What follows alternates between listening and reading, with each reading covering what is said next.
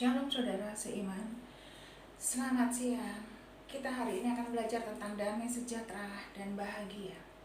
Dua kalimat damai sejahtera dan bahagia ini dicari oleh semua orang di dunia ini. Semua orang ingin bahagia, semua orang ingin damai sejahtera. Mereka mencari damai sejahtera, mencari bahagia dari uang. Tapi apakah uang yang banyak bisa membuat damai sejahtera? Ternyata tidak selalu. Uang yang banyak pun kadang-kadang malah membuat malapetaka. Banyak orang yang tadinya tidak punya uang, yang tadinya masih hidup miskin, begitu menjadi kaya, kemudian terjadi banyak masalah. Karena apa? Karena kemudian suami mulai berselingkuh karena dengan banyaknya uang.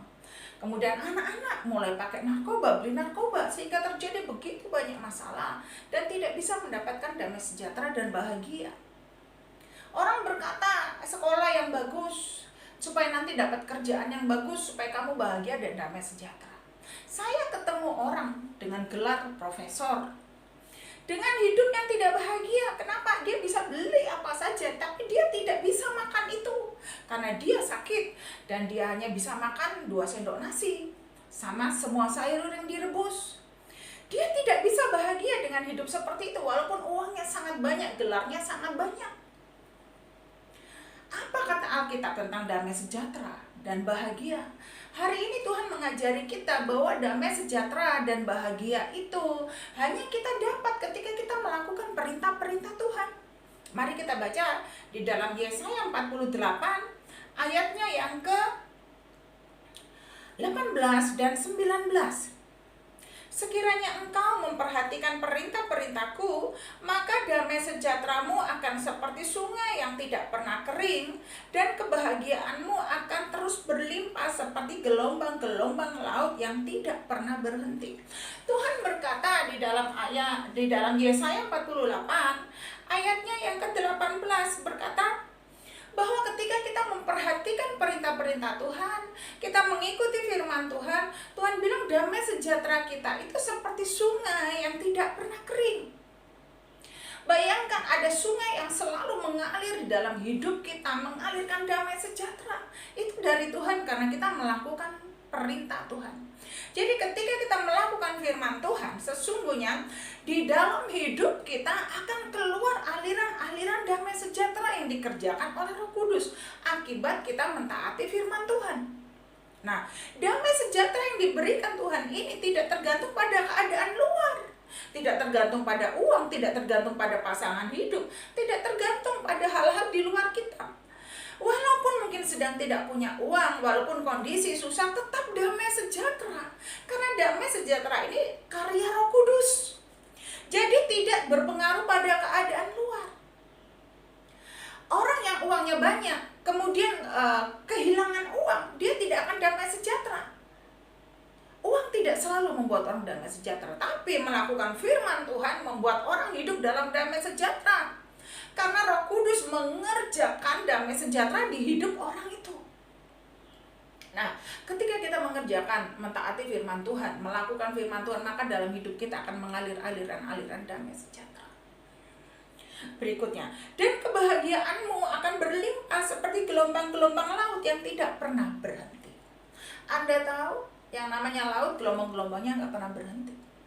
Dan itu terus sepanjang masa seperti itu. Tuhan bilang, nah, bahagiamu akan seperti gelombang laut yang tidak pernah berhenti kalau engkau menuruti perintah-perintahku. Karena di dalam perintah-perintah Tuhan itu terkandung hikmat, terkandung pengertian, membuat kita cerdas, membuat kita pandai, membuat kita mengerti jalan yang baik. Kita dituntun oleh perintah-perintah Tuhan mengambil jalan yang baik, jalan yang membuat kita tidak masuk di dalam masalah, jalan yang membuat kita tidak masuk di dalam dosa, jalan yang membuat kita tidak masuk di dalam kesukaran hidup. Jadi firman Tuhan mengajari kita, ambil jalan yang kuajarkan kepadamu, nah, ikuti firmanku, maka engkau akan jalan di dalam keberhasilan dan keberuntungan. Kalau engkau tidak mengikuti firmanku, maka engkau akan mengalami banyak masalah. Hidupmu tidak damai sejahtera, hidupmu tidak bahagia kalau engkau tidak mengikuti firmanku. Maka Tuhan bilang, ikuti firmanku, lakukan firmanku, lakukan perintah-perintahku supaya engkau damai sejahtera dan engkau bahagia. Firman Tuhan membuat kita bahagia karena ada perlindungan, ada berkat-berkat yang Dia janjikan, ada jalan keluar, ada penghiburan. Firman Tuhan itu memberikan segalanya buat kita. Dalam situasi-situasi yang kita perlu pertolongan Tuhan, firman itu memberi jawaban. Sehingga dalam situasi yang sangat sukar pun kita bisa merasa senang, merasa bahagia karena kita tahu melalui firman-Nya bahwa Tuhan akan tetap menolong kita. Tuhan tidak pernah meninggalkan kita. Oleh sebab itu firman Tuhan bilang, jangan pernah engkau tidak mentaati firman-Ku. Ketika engkau mentaati firman-Ku, maka damai sejahteramu akan seperti sungai yang mengalir. Ada terus damai sejahtera. Mau susah tetap damai sejahtera. Mau mungkin uang tinggal sedikit tetap damai sejahtera. Mau keadaan di luar kacau, kita tetap damai sejahtera. Rumah tangga damai sejahtera, anak-anak damai sejahtera. Kita hidup dalam damai sejahtera dan bahagia. Bahagia karena kita tahu ada perlindungan, kita ngerti dari firman-Nya, ada jaminan hidup kita. Kita hidup dalam perdamaian dengan Tuhan, itu membuat kita bahagia. Dan yang dijanjikan Tuhan ini hanya kalau kita mentaati firman-Nya, kalau kita melakukan firman-Nya. Oleh sebab itu mari kita melakukan firman Tuhan. Kita mentaati firman Tuhan di dalam hidup kita setiap hari, supaya ada damai sejahtera, ada sukacita, ada bahagia dalam hidup kita. Berikutnya 19. Maka keturunanmu akan seperti pasir dan anak cucumu seperti kersik banyaknya. Nama mereka tidak akan dilenyapkan atau ditiadakan dari hadapanku. Tuhan berkata kalau kita menuruti perintah-perintahnya, kalau kita menuruti firman-Nya, kita melakukan itu dalam kehidupan kita, anak cucu kita itu diberkati, akan terus ada di hadapannya, akan diingat oleh Tuhan. Anda tahu kalau diingat oleh Tuhan itu berarti diberkati, berarti hidupnya dibuat luar biasa mapan. Kita nggak perlu pikir anak kita, anak cucu kita nanti bagaimana, tapi kalau kita tahu dia mengikuti Tuhan, kita ngerti bahwa ada jaminan untuk anak cucu kita nanti. Kita nggak perlu pusing dengan masa depan mereka, kita nggak perlu pusing karena Tuhan menjamin dengan firman-Nya. Yesaya 48 ayat 19, ada jaminan untuk anak cucu bahwa mereka diberkati, bahwa Tuhan mengingat anak cucu kita. Salomo itu diberkati oleh Tuhan bukan karena Salomo, tapi karena bapaknya. Bapaknya melakukan kebenaran di hadapan Tuhan, bapaknya melakukan perintah-perintah Tuhan, Daud itu, sehingga Salomo diberkati. Ketika Tuhan memberkati Salomo, dia bilang begini, kalau anakmu nanti Daud hidup di hadapanku dengan takut dan gentar kepadaku, hidup dengan mengikuti perintah-perintahku, maka aku akan memberkati dia. Kemudian Tuhan berkata kepada Salomo, karena bapakmu Daud, aku memberkati engkau. Artinya Salomo dibuat besar, dikasih berkat luar biasa besar. Belum ada raja yang sekaya Salomo.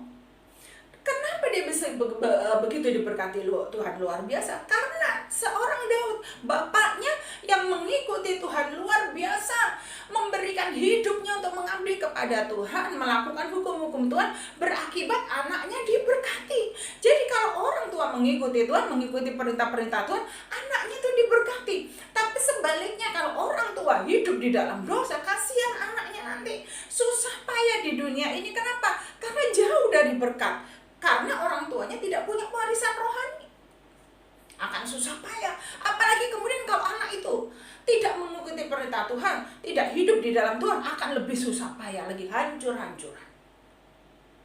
Firman Allah memberitahu kita hari ini, kalau kita mau hidup dalam damai sejahtera, bahagia, anak cucu kita nanti diberkati, tetap hidup di hadapan Tuhan, maka kita harus wajib mentaati firman Tuhan, wajib melakukan perintah-perintah Tuhan. Selamat siang, Tuhan memberkati.